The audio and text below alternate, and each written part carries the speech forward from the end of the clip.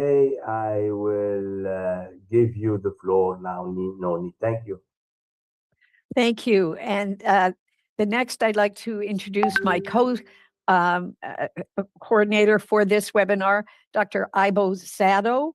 And then we will have our first speaker, who is Dr. Fiona Russell, who is going to be giving you the PCV optimization and the many ways you can think about it. Take it away, Dr. Russell. Thank you so much to all of you. Thank you to Dr. Haddad, Dr. Noni, and Dr. Ibo. Thank you. And I will share my screen. I'll just pull up the full view. Okay, I'll just go back. So I'll be giving an overview on PCV optimization, as Noni sort of mentioned, strategies in resource-constrained settings. And then I'll hand over to Eleanor and Grant and Shamez to finish with the evidence behind 1+1 schedules. So as we know, there are rising costs to fully vaccinate a child. And based on this UNICEF report from 2024, the total cost to vaccinate a child in a low-income country was $73, ranging from $46 to $130, and that's an increase of $14 since 2020. Almost half of that cost is the price of the vaccine, with PCV being the most expensive. Add an additional single dose of HPV, and the total cost rises then to $84 per child. And now there's 4 doses of malaria vaccine for relevant countries too. And this was 2 years ago, where it was estimated that significant fundraising efforts are needed, and with an additional $57 needed per child. And now comes along the maternal RSV vaccine, which is a single shot for mothers. And for middle-income countries, that's $49 per dose for PAHO. Well, that's the PAHO price, and that's a vaccine cost alone. And for Gavi-eligible countries, RSV vaccine is about $4 or so a dose. So as we know, there's a global funding sort of crisis for immunisation, and so WHO now has a strategy and so a toolkit actually for vaccine prioritisation and optimisation, because not all countries will be able to do what they want to do, and so they have to make important decisions regarding prioritisation. And prioritisation is about new vaccines and what new vaccines you may consider, and optimisation is about what can you do with your current schedule to optimise it so you don't lose effectiveness as such, but you can reduce the cost based on using different formulations or different vial size, reducing wastage, etc. So for non-Gavi eligible low and middle income countries and middle income countries, they face substantial budget constraints. So you can see there in the graph that the price per dose by income level is a really big price hike for low and middle income countries that have never been Gavi eligible, and low income countries, of course, and low and middle income countries that were Gavi eligible really obviously benefit from Gavi prices. Now, with the new Gavi strategy 6.0, countries will need to prioritise vaccine investments within a 5-year fixed budget. We understand that PCV is preserved, but there's likely to be insufficient funds for other vaccines such as RSV and other, pipeline vaccines like TB and typhoid, etc., into the future. So WHO put out a position statement last year with a number of options about PCV and how to optimise. So the first is switching to the most affordable PCV. The second is for eligible countries to switch from a 3-dose schedule to a 2-dose schedule. That's where there's 1 priming dose, 1P, plus 1 booster later on. And that's just for eligible countries, or using a fractional or 40% of dose of the 13-valent vaccine. The detail of this can be found in the position paper, and the QR code link to that is there in the slide. So looking at the vaccines that are currently pre-qualified through WHO, there's 4 vaccines, the 10-valent from GSK, another 10-valent from Serum Institute of India, the 13-valent from Pfizer, and now most recently the 14-valent from BioE. So each of them cover slightly different serotypes, which is shown here in the slide, and noting that serotype 3 really is a vaccine failure. And so the 13-valent from Pfizer is really functionally a 12-valent vaccine, and the 14-valent is a relatively new one, but most likely serotype 3 would fail in that as well, because it really has been a failure in all the vaccines that have been available so far. UNICEF is has the most affordable vaccines for low and middle income countries to procure through. And from this list of ones that are available of the pre-qualified vaccines, the Serum Institute of India one is the most affordable one, in particularly if using a vial size, a 5 vial size. But looking at the Pneumococcal vaccine and the global evidence, it was licensed based on immunobridging studies, so based on antibody levels, essentially, showing non-inferiority to the GSK vaccine and the Pfizer vaccine. The effectiveness and impact of it is limited. However, India and Kenya found that it has comparable effect on IPD and carriage versus the GSK vaccine. And an unpublished data from Laos and Mongolia found that the 10-valent Serum Institute vaccine has comparable coverage on vaccine types versus the Pfizer vaccine. And there are a number of countries that are using it globally, and with this change to Gavi and the budget envelope, there's going to be no doubt a lot more that'll be switching over, as mentioned, because it's the most affordable formulation currently. Now, switching now to the 1+1 schedule, 1 prime and 1 booster. This is recommended for countries that are eligible, and I'll go through briefly the eligibility.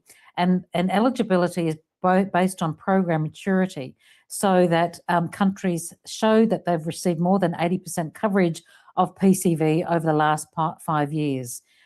Additionally, there needs to be evidence that they're able to administer the booster dose with between 9 and 18 months of age at a coverage of 80% or more during the preceding 5 years. So most countries that would coincide with a 9 or 12-month dose of measles vaccine. Additionally, to be able to evaluate through the NITAG the cost, risks and benefits, and be able to undertake surveillance to monitor the impact of such a switch. So the evidence is really based on systematic review and meta-analysis of many clinical trials of the Pfizer vaccine and the GSK 10-valent vaccine. And Eleanor is going to be summarising all of those trials later. And Grant will be presenting the Gambian data, which is the only data looking at the impact of the 1+1 versus the 3+0 on pneumonia. And also is also based on surveillance from the UK, which is the only country using the 1+1 schedule, and they've been using that for 6 years now. And so Shamez is from the UK Health Protection, the Health Security Agency, and will talk about their experience at the end of the hour, and also based on modelling data. Now, the success of the 1+1 really relies on the continued generation of indirect effects. And so what do we know about indirect effects? So for PCV7, the 7-valent, the indirect effects increase over time, meaning that as the program matures, you get more indirect effects. And that's why, WHO recommend that the program needs to be mature, so that indirect effects are at their maximum. And the higher the coverage, higher coverage maximises indirect effects, but the additional incremental benefit seems to reduce with higher and higher coverage. So most of the indirect effects occur at lower coverage. PCV13 serotypes follow a similar pattern, but this evidence is dominated by high-income countries. Eleanor is going to show us this data, but in brief, this is looking at how likely indirect effects are likely to be generated from 1+1 versus a 2+0 or a 3+0 schedule. And indirect effects, the indicator of indirect effects is really vaccine type carriage in the second year of life. So after the final dose. So if you reduce indirect effects in the second year of life, that means that vaccine types are less likely to be transmitted to other children, and also is an indicator of indirect effects. So on the top left, on the left-hand side, those two forest plots show in the top the GSK vaccine, and at the bottom, the Pfizer 13 vaccine in a 1+1 versus a 2+1 schedule. And you can see really no difference in vaccine types in that second year of life. On the right-hand side is the 1+1 versus the 3+0 schedule.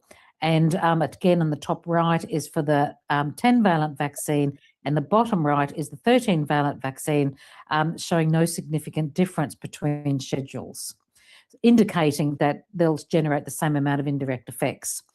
So will this schedule still maintain protection between the first and second dose? And this relies on direct protection after a single dose, plus the indirect protection generated from the population who have been vaccinated with both doses of the vaccine. And why that's important is because most cases of IPD occur in infants who are quite young. And in low and middle income countries, these peaks occur earlier and sharper. And looking at, for some situations, some children might just get a single dose and miss out, because of dropout, and not get the second +1 dose. So a systematic review looked at the vaccine effectiveness of a single dose against vaccine type invasive pneumococcal disease, and found that a single dose does provide some protection against this, especially after 12 months of age. So for the Pfizer 13-valent, for infants less than 12 months, the vaccine effectiveness was 57%, and for over 12 months, it was about 80%. And for the GSK vaccine, there were fewer studies, and so they were all pooled as under 5s with no age stratification, and the vaccine effectiveness was 73%. And for infants over, or children over 1 year, the effectiveness was nearly 70%.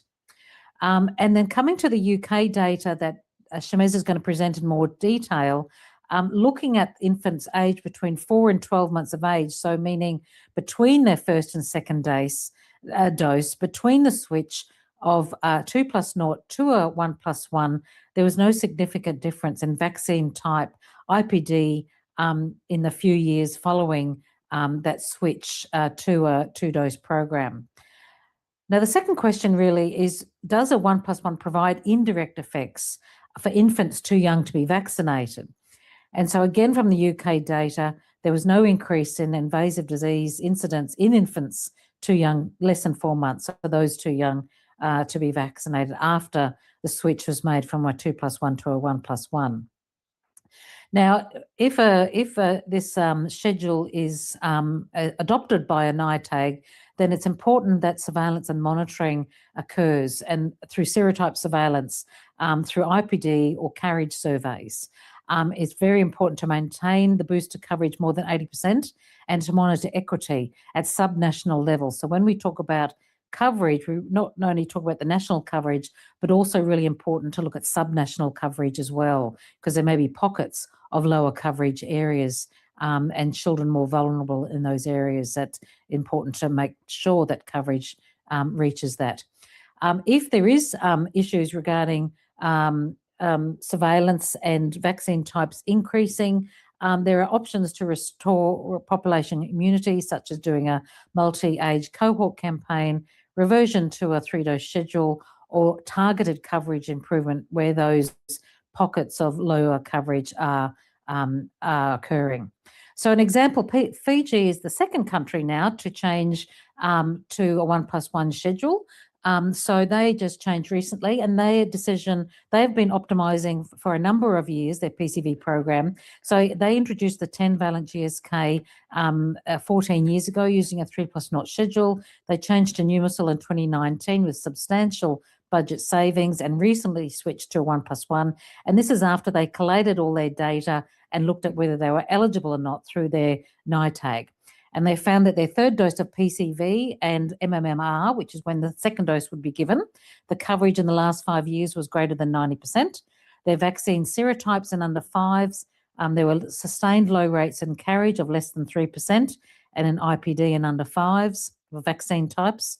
Modelling was used to predict the impact of vaccine type carriage and disease over 10 years and found similar vaccine type suppression using the existing 3+0 versus a switch to a 1+1. The budget impact, there were substantial savings when given with the measles dose, so no extra visits for the parents. And looking at cost effectiveness from changing from a 3 to 2 dose, the 1+1 was cost effective if the second dose again was given with an already scheduled visit. So when measles was given at 9 months of age. So they meet the eligibility and they've made that decision to switch. It's likely that this schedule will sustain protection while improving affordability. It requires ongoing invasive disease surveillance and carriage surveillance about every 5 years and readiness to revert if necessary. And also they're planning on doing an EPI coverage every 5 years as well. So just briefly on fractional dose, the third option about optimisation is using a fractional dose, which is 40% of the Pfizer vaccine. This was based on a Kenyan clinical trial, a trial that was done in a mature setting using the PCV GSK vaccine. Infants were randomised to one of 7 groups, shown there on the screen. They either received the 13-valent 2+1 at a full dose, 40% or 20% dose, the GSK in the same schedule at either 40% or 20% dose, and the GSK 3+0 just as the full dose. And they compared immune responses and vaccine type carriage. And vaccine type carriage is like a proxy for vaccine type disease. And the data found that it indicated that 40% of a fractional dose of the Pfizer vaccine had similar immune response to the full dose, but not for the other schedules or not for the GSK vaccine.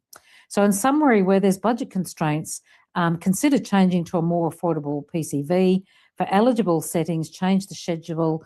You could consider a 1+1, noting that there's no data yet for the Pneumococcal vaccine, but immunobridging studies suggest similar effectiveness to the Pfizer or GSK vaccine. There's no data yet for extended valency vaccines, or countries could consider a 2+1, a fractional dose, 40% of the 13-valent vaccine, where that is something feasible as well.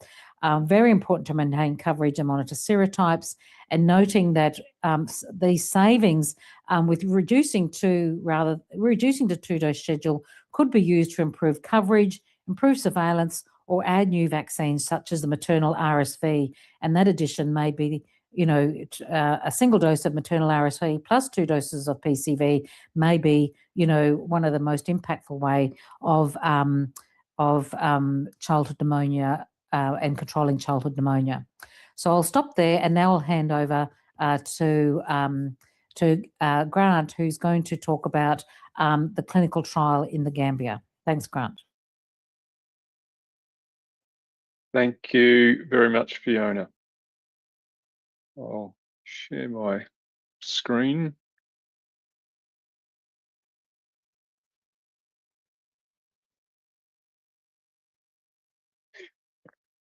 Okay, well, good evening, everyone. Thank you to the organisers and the International Paediatric Association. I'm going to present some data from a clinical trial that we've conducted in the Gambia in West Africa, and give some emphasis around the results with relationship to resource constraint and program optimisation.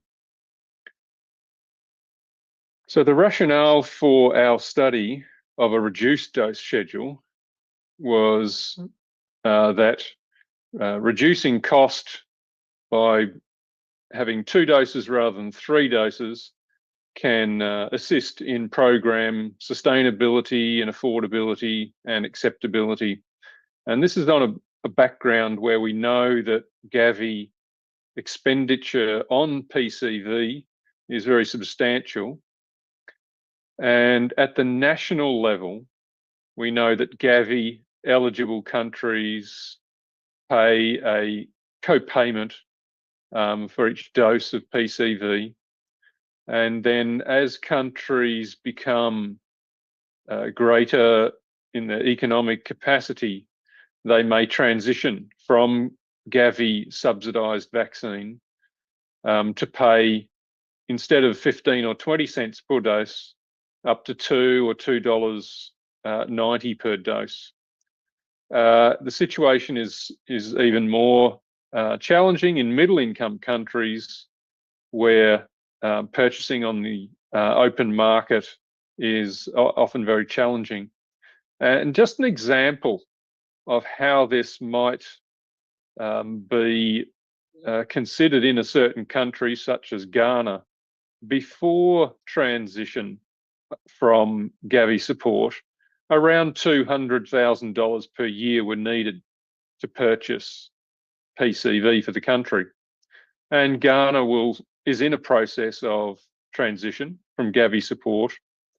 And after transition, the bill would be 2.8 million. So it's really a 10 times increase in budget. So it's a really very significant budget impact at that level. And then also considering other vaccines and prioritization as well, it's quite a challenge, EPI vaccine costing and its impact. So what we did, we conducted a trial to answer a question whether transition from a whether transition to a 2-dose schedule, where you have one primary dose early in infancy and one booster dose later in infancy, whether that schedule can be safe and effective as continuing with the standard 3-dose schedule where you have 3 doses early in infancy. So the Gambia introduced PCV in 2009, and this study began in 2019. So the vaccine had been in use for 10 years with quite reasonable coverage. And we conducted a non-inferiority study. It was cluster randomized so that we could evaluate the direct as well as indirect effects of the 2 different schedules as they might affect populations within 68 different geographic clusters. And our aim was to see whether the reduced dose schedule was not inferior. Now, for eligibility, we had a certain geographic area under demographic surveillance in the rural area of the Gambia. The number of infants enrolled over 4 years was 33,001. We also were conducting continuous disease surveillance within the total population, less than 5 years of age. So it's important to note here that the eligibility related to every infant born in the population, and every resident child was under surveillance for disease endpoints. The intervention was a 13-valent vaccine. It was delivered through the Ministry of Health EPI program. All of the doses were administered by the Ministry of Health EPI program and allocated children in these 68 clusters to the 2 different groups. There was a 1+1 group with the first dose at 6 weeks of age, and then the booster at 9 months, and then the standard schedule with the 3 early doses at 6, 10, and 14 weeks. Our primary endpoint was the percentage of children coming to health facilities with clinical pneumonia who had vaccine-type pneumococcus colonizing their nose. So that serotype of the pneumococcal bacteria had to be one of the 13 in the 13-valent vaccine. And we measured that primary endpoint in the 4th year of the study. And the rationale there is that over 4 years, the effects of the 2 different schedules would develop in potentially differential ways that might be observable after 4 years. our secondary endpoint looked at vaccine type pneumococcal colonisation in all ages in the community in year 4.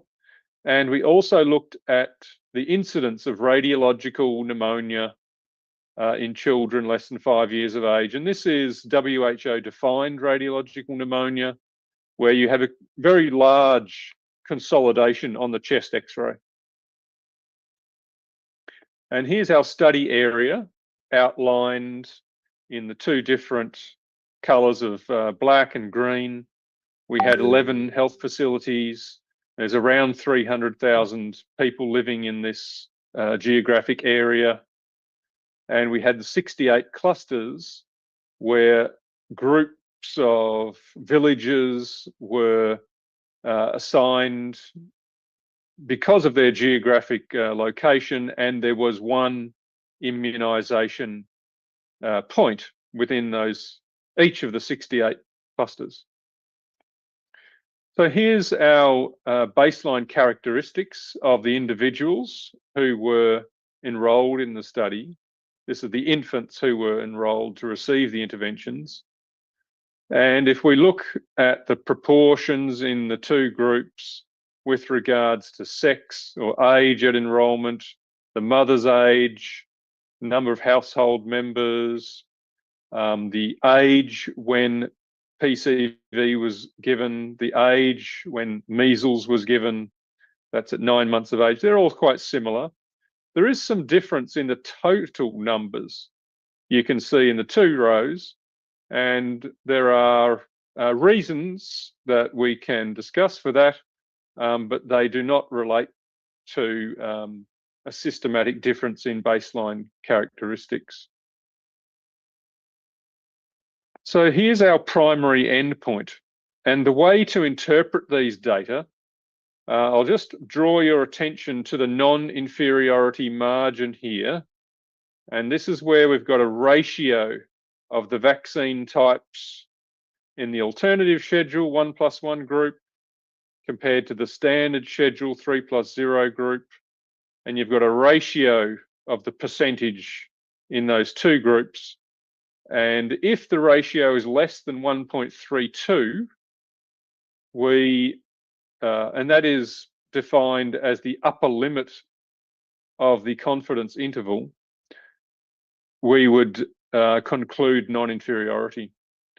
So in the year 4, we had more than 6,000 children who came into our clinics in year 4, and 8% of the children who were living in the 1+1 alternative schedule clusters, compared to 8.4% had vaccine type carriage.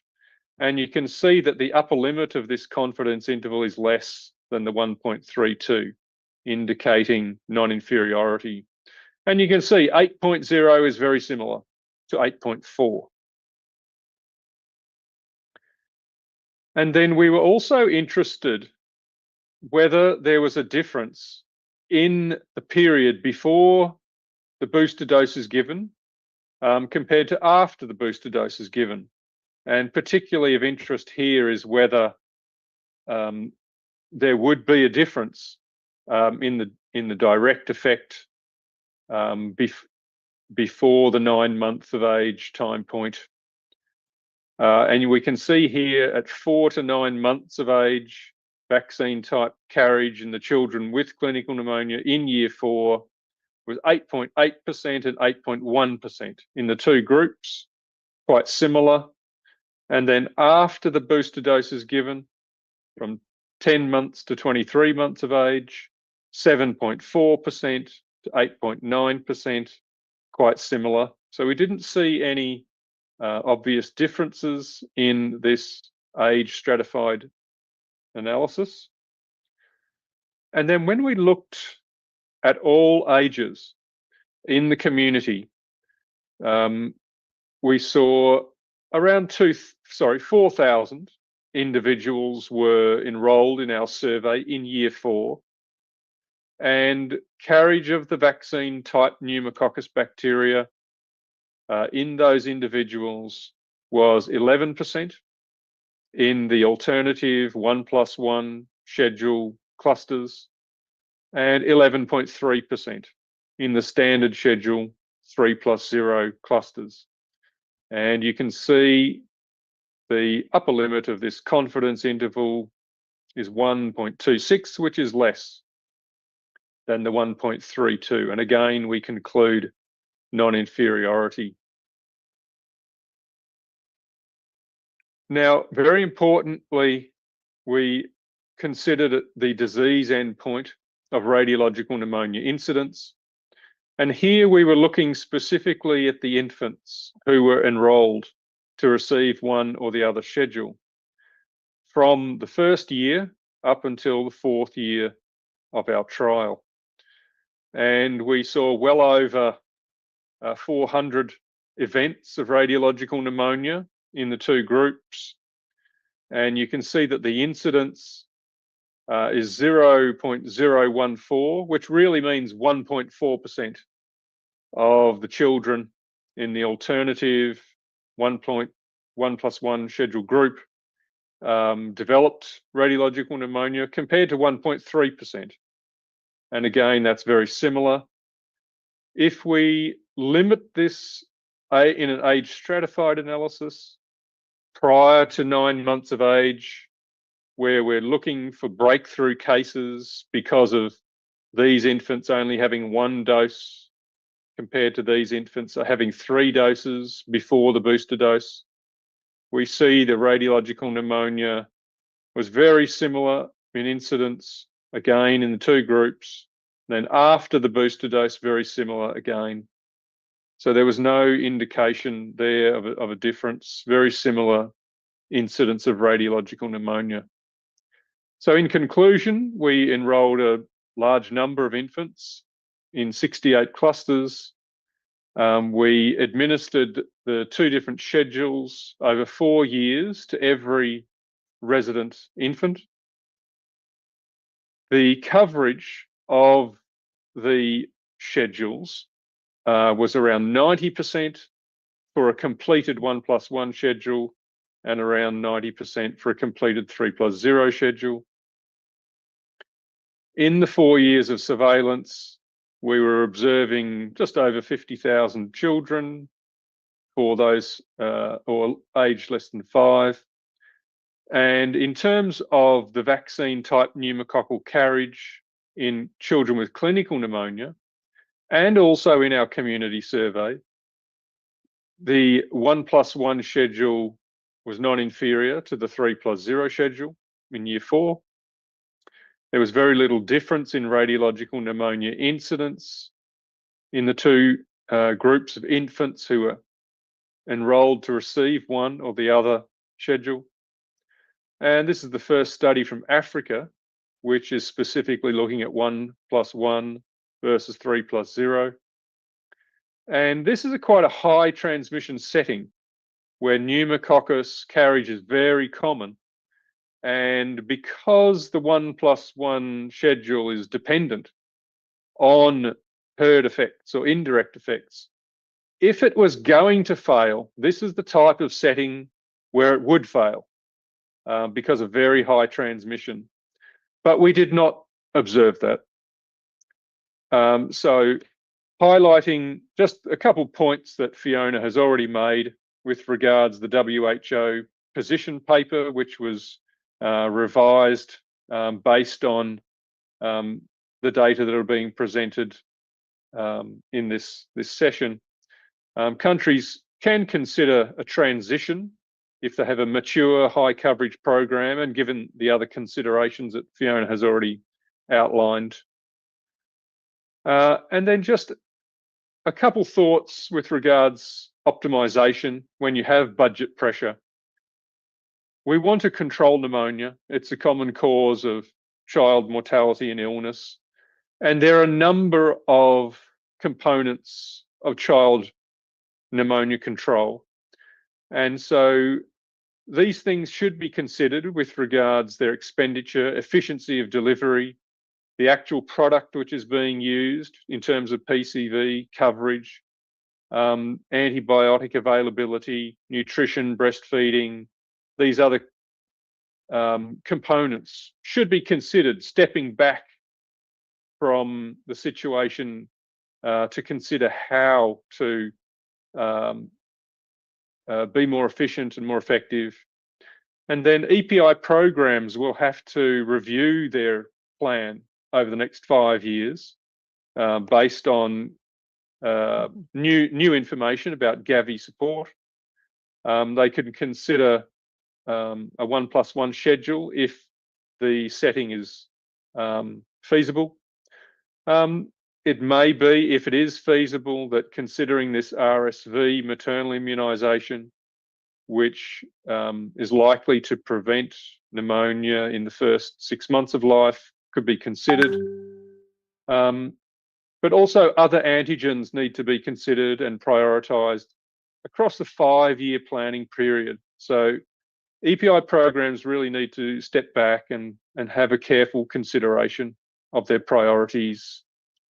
And I'll thank the funders, and I thank you for your attention. And I'm going to hand over now to Dr. Eleanor Neal, who's going to present data on a systematic review of a large number of studies in this area.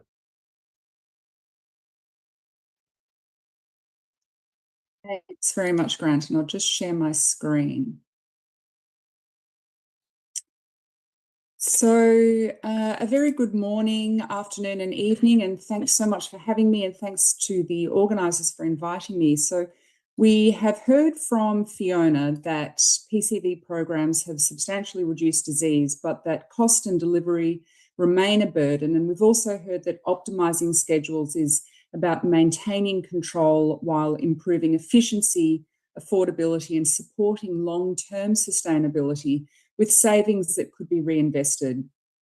Fewer doses also simplifies delivery, of course. And so to synthesise the evidence on reduced dose schedules, the WHO commissioned a systematic review of reduced dose pneumococcal conjugate vaccine schedules, which I had the pleasure of leading and have the pleasure of sharing with you now.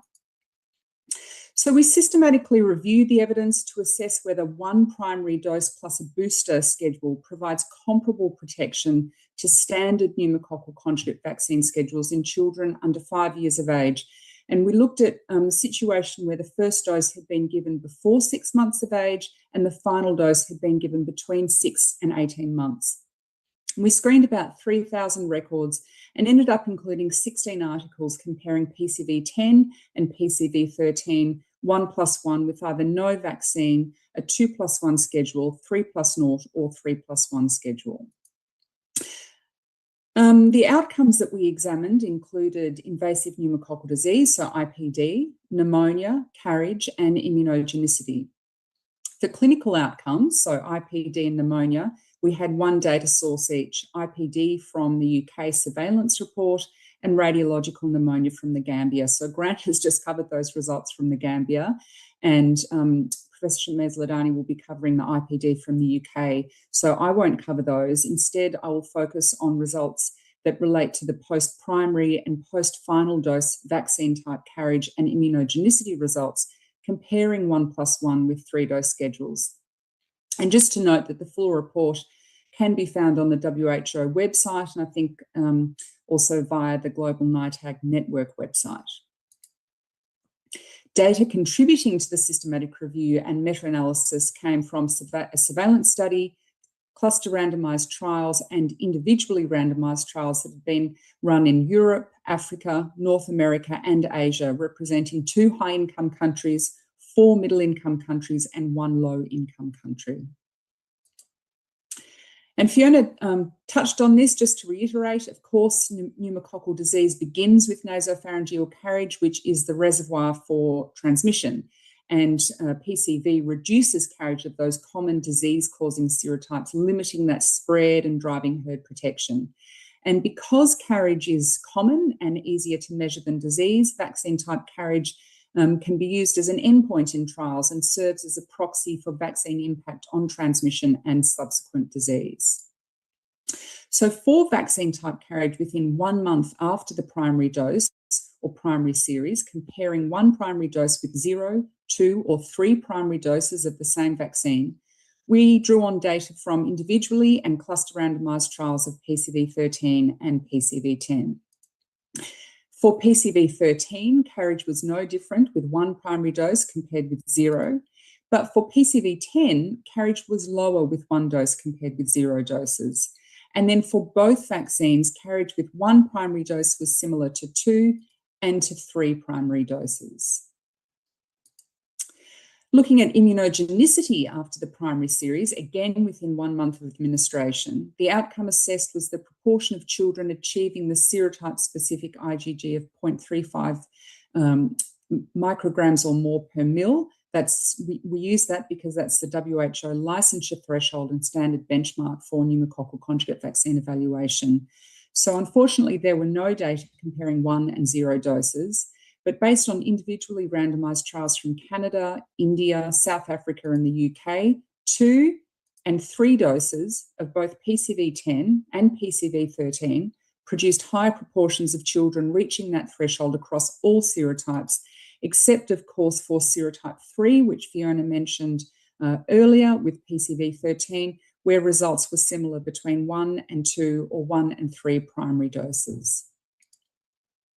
For vaccine type carriage after the final dose in children under 2, data were drawn from both individually and cluster randomised trials. And compared with 0 doses, 1+1 reduced vaccine type carriage for both PCV13 and PCV10. And then, as seen after the primary series, post-final dose carriage was comparable between 1+1 and the 2+1 and the 3+0 schedules. For post-final dose immunogenicity in children under 2, data came from individually randomised controlled trials assessing serotype-specific IgG geometric mean concentrations. And so compared with 0 doses, 1+1 produced higher responses for most serotypes, so 11 of 13 with PCV13 and 8 of 10 with PCV10. And then for both vaccines, responses for serotypes 8 and 23 were similar between 1+1 and 0 doses. But then when we compared 1+1 with 2+1, results were a bit more mixed. So for PCV13, 5 serotypes favoured 1+1, 5 favoured 2+1, and 3 showed no difference.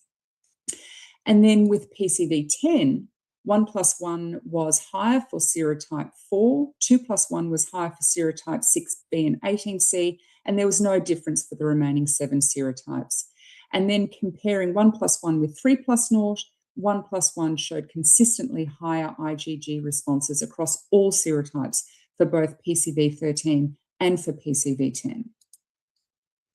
Looking at vaccine type carriage 2 to 5 years after the final dose, there were data from an individually randomised trial in South Africa comparing 1+1 and 2+1 schedules for both PCV13 and PCV10. And for PCV13, vaccine type carriage was lower with 1+1 at 36 months, but similar between schedules at 48 and 60 months. And then for PCV10, there really were no consistent differences in carriage across time points. So, of course, we looked at the confidence in the evidence that we had for these findings and our results. And for invasive pneumococcal disease, that confidence was measured as low, but that reflected limited data rather than the signal of harm or a lack of effect. For radiologically confirmed pneumonia, the certainty of evidence was moderate. And then for post-primary vaccine type carriage, we had high confidence in the evidence for both PCV13 and PCV10. And those findings were consistent across studies with reasonably precise estimates and quite low concern about bias. For post-primary immunogenicity, certainty was moderate for PCV13 and low for PCV10. And that was largely driven by inconsistency between the studies and a little bit of imprecision. And then after the final dose, certainty was lower overall, so moderate for PCV13 vaccine type carriage and low for PCV10. But that was, again, largely due to limited sample sizes and wider confidence intervals. Similarly, for immunogenicity, confidence ranged from low to moderate, again, reflecting heterogeneity between studies and study limitations. So overall, clinical disease data that were available to us were limited, but what we do have is quite reassuring. For carriage, which underpins indirect protection, reduced dose schedules perform similarly to standard schedules after the booster. And immunogenicity we found to be generally lower with fewer priming doses, but without a clear signal of increased disease. So the balance between the evidence and uncertainty that we found helped contribute to and inform the WHO's position paper on PCV that was released in September last year. And of course, WHO did not issue a blanket recommendation to switch to reduced dose schedules. Instead, the guidance is conditional, which of course Fiona spoke to and covered. And next up is Professor Shamez Ladani, who I believe will be talking to the real world evidence from the UK from surveillance. So over to you, Shamez, and thank you very much for having me. Thank you very much. I'm just going to bring up my slides.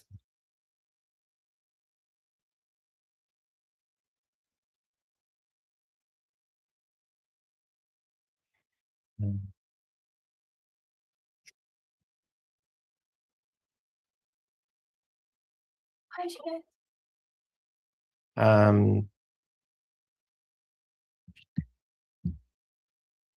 you see my slides?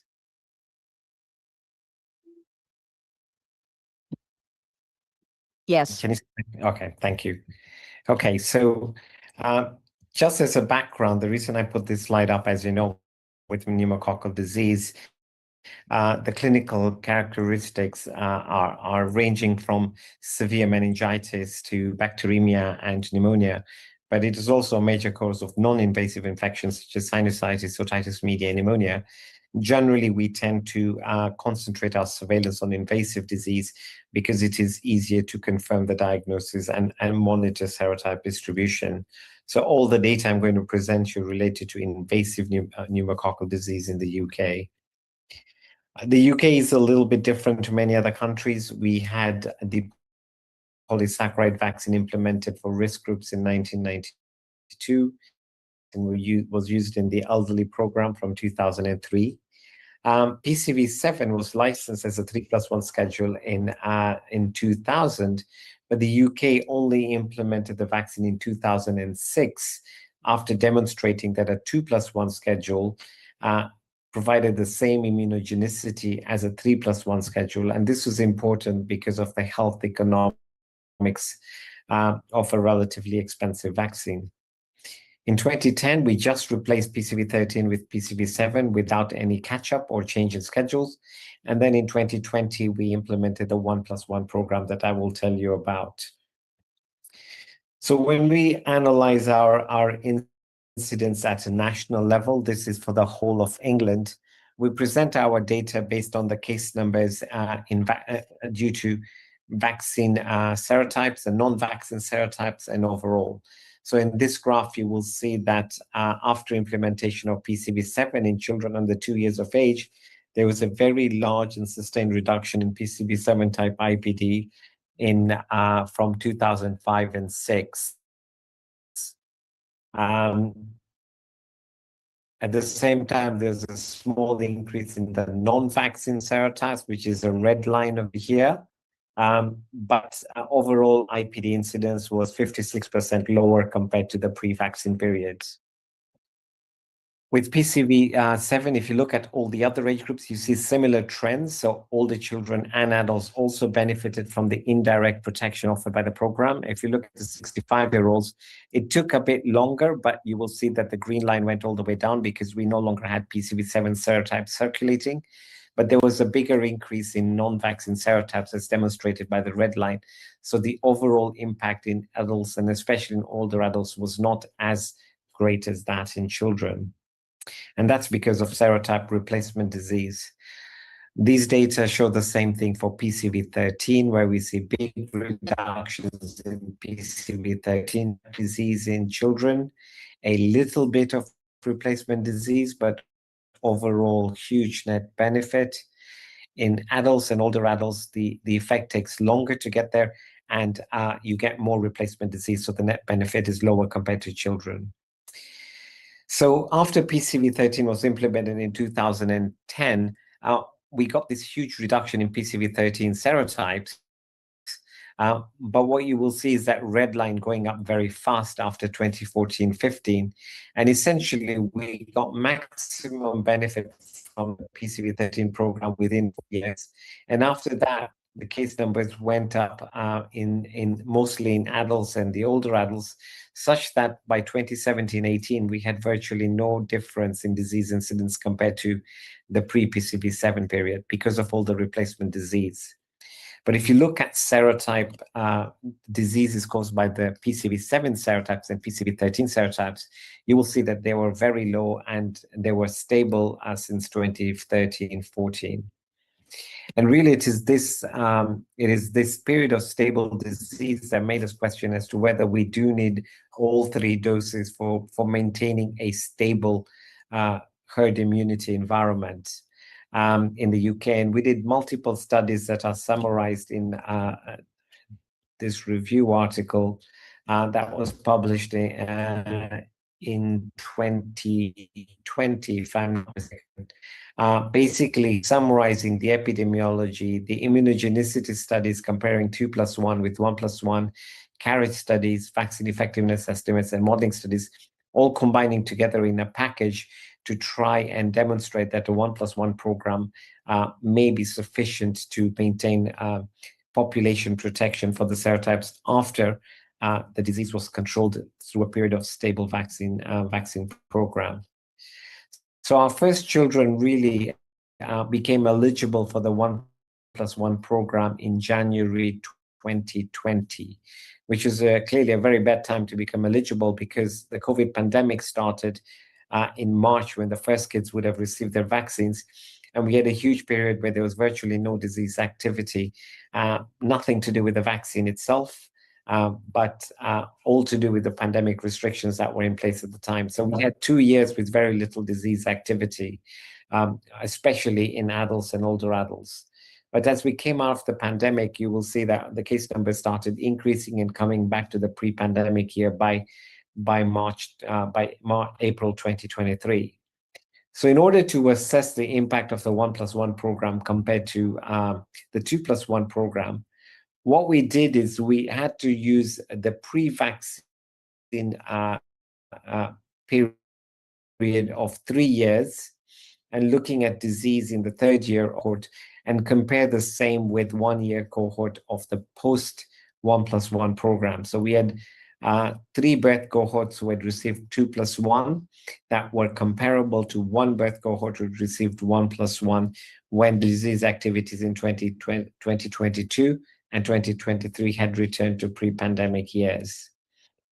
And as Fiona had shown this graph, if you look at the different age groups, there isn't really any age group where you would be worried that the total number of cases in any of the childhood age groups had suddenly gone up after the pandemic year.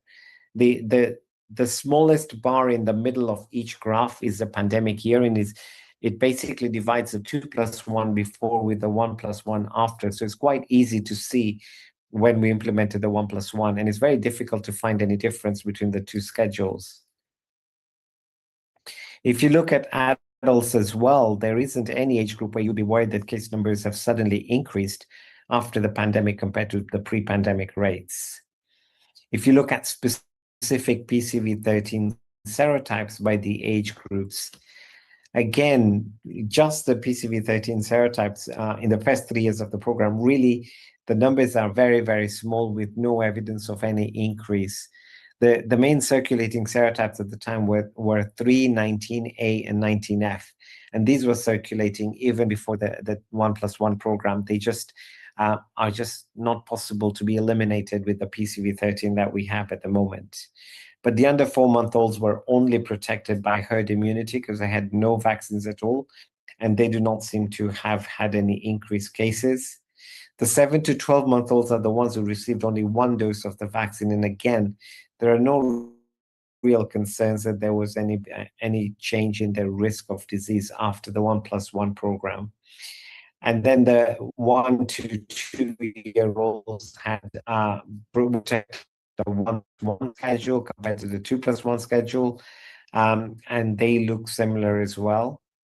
And if you look at adults and older adults, you see similar patterns with no evidence of an increase. There's a lot of serotype 3 disease after the pandemic, but they're all haphazard and acting differently. So it wasn't like the vaccine has much of an effect on serotype 3, but also serotype 3 went up, and then you will see in the latter years they started coming down again. We also looked at clinical disease in our 2 cohorts, thinking that perhaps if you have more cases in infants, you might get more meningitis or more serious manifestations, or it might be targeting different risk groups or have different outcomes. So we compared we had a total of 702 IPD episodes in 697 children, but you can see that the incidence of invasive pneumococcal disease with the 2 schedules is very similar. If you look at the serotypes causing invasive pneumococcal disease, there's again very little difference whether you look at total IPD, PCV13 IPD, or non-PCV13 IPD. We also looked at clinical presentation with meningitis, and again, the proportions and the rates are not different between the 2 schedules that we had. And even when you compare meningitis incidence by serotype group, there is very little difference in terms, there's no significant difference in the 2 different schedules that we compared. We also looked at a whole bunch of different other different parameters, such as the age of disease, the clinical presentation,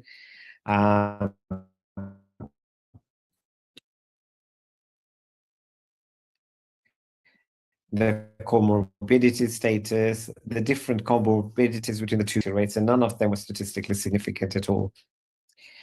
When you look at breakthrough infections after 1+1 compared to 2+1, they are very, very uncommon and do not form a pattern at all. If you look at the box of the cases and by serotype or serotype group, they jump from 1 to 5 to 7 to 2. Sometimes they have 7, but no real pattern that makes you worry that one serotype or one age group is particularly affected by the change in the vaccine program. The incidence rate ratio was 1.42, which is 42% higher, but it wasn't statistically significant. And if you look at the rates are very, very low. It's sort of hovering around 1 per 100,000. What you'll also notice that a lot of the diseases are actually serotype 3, which we believe is not really protected by the vaccine, and therefore may not even constitute a genuine breakthrough or failure. So what's new in 24-25? We have 2 more years compared to the previous year. And the good news is that literally nothing has changed. Case numbers continue to follow along the same trajectories as previous years. This, I think, is the most powerful graph that we have, because if you look at the gray bar where the COVID pandemic was and compared the left side with the right side, you wouldn't know that we have changed our immunization program at all. And that is the strongest evidence of 1+1 providing the same protection as a 2+1 at a population level. If you look at case numbers, you will see that case numbers in children remain very, very low. And there isn't any age group where we've seen an increase in cases in recent years. And in adults, similarly, the case numbers in adults are coming up after the pandemic, much slower than the adults, but they really haven't reached anywhere near what we had pre-pandemic. So we're still in a net positive in the older adults in terms of the disease incidence after the pandemic. These are the graphs by corrected incidence since the start of the program. The kinks that you see in these graphs are the pandemic year, and then after that you will see that the incidence of vaccine type and non-vaccine type has remained very stable in infants. It had overshot a little bit in 1 to 4-year-olds, but that appears to have stabilized now. And in all age groups, what we see is still a very strong net benefit in terms of disease incidence compared to the pre-pandemic year. Again, if you look at the total IPD cases, where here the red bars are the PCV13 and the green bars are non-PCV13, there really isn't any change that would have concerned us in terms of the transition. And then if you look at the specific serotypes, again, within the age groups, you will see that in the under 4 months, who are still essentially protected by by herd immunity, it's very stable. The 7 to 12-month-olds disease rates are actually very similar or lower than before. The 1 to 2-year-olds, again, have no change at all, despite getting one less vaccine dose. And this concern that we had seen about 2 to 5-year-olds, where cases had started going up after the pandemic, appears to have settled, mostly because of a decline in 19A circulation and serotype 3 circulation. What happened in recent years is really this increase in serotype 4 disease in adults, and we are not sure what's going on over there. Serotype 4 is included in PCV7 and PCV13. We've had excellent control of serotype 4 disease. We've had one case in children in the last decade. We got this increase year on year in young adults. At least half a dozen other countries around the world have seen this increase, and it seems to be focused around people experiencing homelessness and intravenous drug use and so on. And so we are investigating whether our population has got similar circulation. So in conclusion, it's pretty straightforward. It just summarizes what I have told you, which is that we are quite happy that the 1+1 is working as we had predicted. The pandemic really hampered our surveillance, but post-pandemic, we are in a good place with very